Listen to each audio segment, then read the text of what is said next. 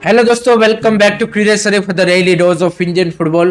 तो सबसे पहले शुरुआत करते हैं कल खेले गए आईएसएल के क्रेजी मुकाबले से, जहां पे केरला ब्लास्टर को उनके ही घर में जेएलएन कोची स्टेडियम में जाके पंजाब एफसी ने 2-1 से हरा दिया है एंड अपने सीजन की शुरुआत धमाकेदार तरीके से की है।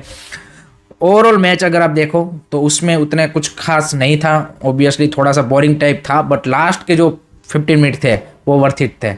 वहाँ पे जो सारा एंटरटेनमेंट है वो लास्ट 15 मिनट पे था, जहाँ पे आपको तीनों गोल भी देखने को मिले, येलो कार्ड्स भी देखने को मिले और राहुल केपी का एक हार्श टैकल भी देखने को मिला जो कि रेड कार्ड होना चाहिए था। लुका माचन का वो यहाँ पे सेलिब्रेशन भी देखने को मिला in front of the 17,000 you can say कि केरला ब्लास्टर फैंस। तो सब कुछ वो जो था वो लास्ट के 15 मिनट पे था एंड दोनों ही टीमों ने, बाकी यहाँ पे अगर आप देखें तो उतने ज़्यादा 80 मिनट तक चांसेस नहीं बनाए थे, बट जब वो 83rd मिनट पे मोहम्मद सईद ने वो पेनल्टी कंसीड की एंड उसके बाद लुका माचन ने उसको कन्वर्ट करके एक क्रूशियल लीड दिला दी थी 86 मिनट पे 1-0 की, और लग रहा था कि भाई पंजाब एफसी इस मैच को निकाल लेगी। और जिस तरह से उन्होंने सेलिब्रेशन किया, वो जो साइड कॉर्नर पे जो केरला ब्लास्टर का जो फ्लैग होता है उसके ऊपर अपना शर्ट रख के और जिस तरह से सेलिब्रेशन किया, उससे ऑब्वियसली भाई जो मांझा पड़ा फैंस है वो एकदम से भाई फ्यूरियस हो गए होंगे कि भाई कैसे ये हमारे सामने ऐसा हो सकता है।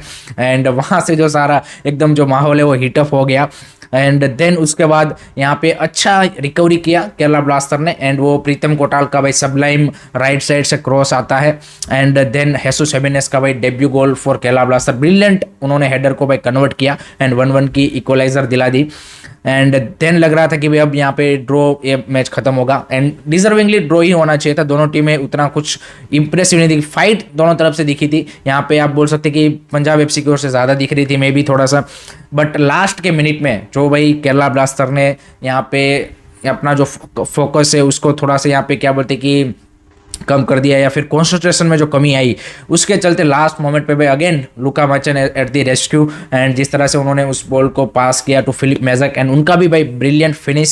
सचिन सुरेश का मैं डेफिनेटली बोलूँगा कि वहाँ पे poor save and overall Sachin Suresh काफ़ी लंबे टाइम का इतना कम्पिटेटिव गेम खेल रहे थे तो उतने कंफर्टेबल दिखे नहीं, ऑनेस्टली स्पीकिंग। वो पेनल्टी में भी उतने शॉट नहीं दिखे एंड मिकेल स्टार ने भी आफ्टर द मैच बोला कि इट्स अ डिसअपॉइंटिंग लॉस, क्योंकि जिस तरह से भाई टीम ने लास्ट 15 मिनट में खेला वहाँ पे उनको बेटर करना चाहिए था। होम पे वो खेल रहे थे एंड पर्टिकुलरली जैसे मैंने बोला कि लास्ट का गोल जिस तरह से उन्होंने कंसीडर किया वो नहीं होना चाहिए था। एंड एक चीज़ और है कि जो उन्होंने सेकंड हाफ में सब्स्टिट्यूशन किए मिकेल स्टार ने, हेसुस हेमिनेस या फिर विबिन मोहनान, इन सब के सब्स्टिट्यूशन काम करके, और सेकंड हाफ में उन्होंने नोहा सदे को वाइड खिलाया लेफ्ट विंग पे, तो वो भी वहाँ पे काम करता हुआ दिखा, जो कि फर्स्ट हाफ में वो as a number 10 kind of a role play कर रहे थे।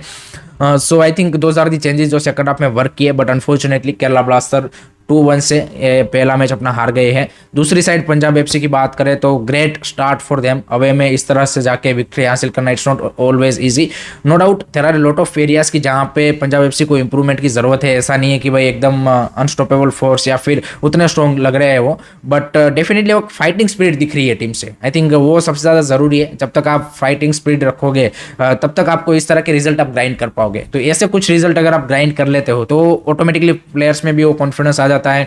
जैसे लुका माचन का आप देखिए कैरेक्टर, वो एक लीडर की तरह है ऑब्वियसली पंजाब एफसी के लिए, कैप्टन लीडर आप जो भी बोलिए, क्योंकि आई लीग से उनके साथ है एंड जिस तरह की उनकी आप देखिए commitment and everything has been absolutely brilliant. Philip मेजप इज वन अदर प्लेयर की जिनकी इस सीजन काफ़ी इंपॉर्टेंट रोल रहने वाली है एंड अब तक उन्होंने काफ़ी इंप्रेस भी किया है। So overall very good victory and last में वो डेफिनेटली जो मेजक के ऊपर फाउल था राहुल केपी का, I think Rahul K P seriously needs to you can say कि काम डाउन। आई थिंक जिस तरह से उनका बिहेवियर पिछले कुछ महीनों में रहा है, हमने सोशल मीडिया के थ्रू भी देखा है and I think Kerala blaster management coach को भी बोलना चाहिए कि भाई लिमिट में रहो, नहीं तो आई थिंक बेंच पे बिठा दिए जाओगे, क्योंकि आई थिंक इस तरह के जो कैरेक्टर होते हैं उससे आपकी टीम को भी अफेक्ट पड़ता है, ड्रेसिंग रूम का माहौल भी कहना कि वो थोड़ा सा यहाँ पे गड़बड़ा जाता है। सो लेट्स सी किस तरह से केरला ब्लास्टर यहाँ से कमबैक करती है एंड किस तरह से पंजाब एफसी अपना ये जो विनिंग यहाँ पे फॉर्म है उसको कंटिन्यू कर पाती है, वो देखना इंटरेस्टिंग होगा। लेट मी नो गाइस आपके क्या थॉट्स है इस मैच के बारे में,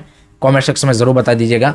अब बात करते हैं आज के मैच के बारे में, जहाँ पे भी भाई एक हिस्टोरिकल या फिर एक इंटरेस्टिंग मैच है, क्योंकि मोहम्मदान एससी यहाँ पे अपना आईएसएल में डेब्यू करने जा रहे हैं against the north east United FC, अपने होम पे खेल रहे हैं। सो ऑब्वियसली फैंस भी काफ़ी नंबर्स में आएंगे। हिस्टोरिकल क्लब है, आईएसएल में पहली बार खेल रहा है, तो ऑब्वियसली फैंस, कोच जैसे अंद्रे चन्नेसोफ ने बोला कि सबको यहाँ पे एक्साइटेड है, प्लेयर्स भी एक्साइटेड है अपना पहला मैच आईएसएल में खेलने के लिए। लेकिन जो एक चीज़ उन्होंने बोली कि मैंने जो अभी तक देखा है कि आईएसएल एंड आई लीग में एक सिग्निफिकेंट डिफरेंस है, so we need to adapt quickly अगर हम यहाँ पे कुछ अच्छा इस सीजन करना चाहते हैं। एंड इंटरेस्टिंग प्लेयर है उनके पास डेफिनेटली। उनके जो की मिडफील्डर थे, घनानियन मिडफील्डर अब्दुल कादिरी मोहम्मद, वो यहाँ पे अवेलेबल नहीं है, एंड मोहम्मद जासिम, ये दो player at the moment available नहीं है। बाकी यहाँ पे उनकी फुल स्क्वाड अवेलेबल है। दूसरी साइड अगर हम पेड्रो बेनाली की बात करें तो obviously they are coming with a high on confidence, they recently just won Durand cup. But उन्होंने एक चीज़ बोली कि हमें यहाँ पे उस फॉर्म को कंटिन्यू रखना है, ताकि भाई बाकी लोगों को लगे नहीं कि भाई ये सिर्फ यहाँ पे Durand cup it just was a fluke. We need to continue that momentum. And I think अच्छे रिदम में टीम दिख रही है।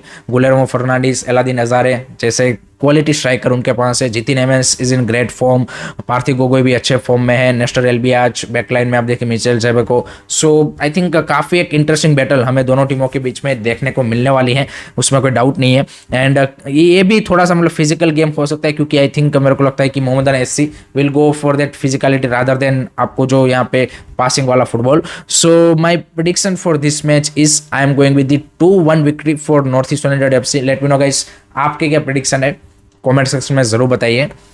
नेक्स्ट अब बात करते हैं मोहन बगान सुपर जायंट के बारे में। उन्होंने भाई सबको सरप्राइज कर दिया है। And 33 year old Portuguese defender नुनो रेइस, जो कि मेलबर्न सिटी के लिए खेल रहे थे लास्ट सीजन तक ए लीग में, वो यहाँ पे पहले खबर आई थी कि भाई मोहम्मदन एससी में जुड़ने वाले हैं मोहम्मद कादिरी की जगह पे रिप्लेसमेंट के तौर पे। ऑलमोस्ट सारी चीज़ें एग्री भी हो गई थी दोनों पार्टीज के बीच में, बट कॉन्ट्रैक्ट साइन नहीं हुआ था। एंड उसी टाइम के दौरान यहाँ पे मोहन बगान ने नेगोशिएशन में स्वेप इन किया एंड उन्होंने भाई नुनो रेइस को साइन कर लिया है। नुनो रेइस को ओरिजिनली सऊदी जाना था, बट वहाँ पे डील हो नहीं पाई। Then he decided to go come to the ISL and choose Mohammedan SC, but वहाँ पे भी डील हो नहीं पाई। एंड डील हो गई थी बट साइन नहीं हो पाई। एंड इवेंचुअली भाई मोहन बगान ने साइन कर लिया है, जो कि यहाँ पे उनके 7th फॉरेनर हो चुके हैं। तो आईएसएल में तो आप 6 फॉरेनर ही रख सकते हो, तो एट दी मोमेंट जो उनके 6 फॉरेनर है वो वैसे ही कंटिन्यू रहेंगे।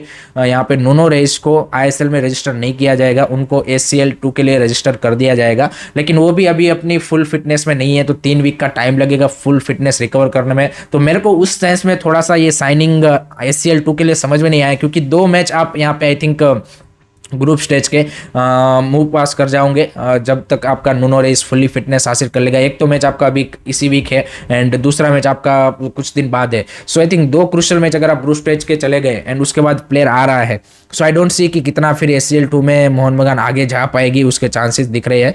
डेफिनेटली यहाँ पे आईएसएल में फिर आप यहाँ पे मिडल ऑफ द सीजन के बाद यहाँ पे उसको आप रजिस्टर करके फिर खिला सकते हो किसी एक प्लेयर को ड्रॉप करके, जैसे लास्ट सीजन उन्होंने ह्यूगो बुमो को ड्रॉप करके जोनी काको को रजिस्टर किया था। तो इस सीजन में भी टॉम एल्ड्रेड को यहाँ पे ड्रॉप कर दे हाफ ऑफ द सीजन के बाद, एंड नुनो रेइस अगर अच्छा कर रहे हैं तो उसको कंटिन्यू करें, तो इस तरह का दिख सकता है। बट आई डोंट मतलब मैं ये नहीं बोलूँगा कि इतनी ज़्यादा इम्पैक्टफुल साइनिंग उनकी ACL 2 के लिए टू बी ऑनेस्ट यहाँ पे प्रूव होगी।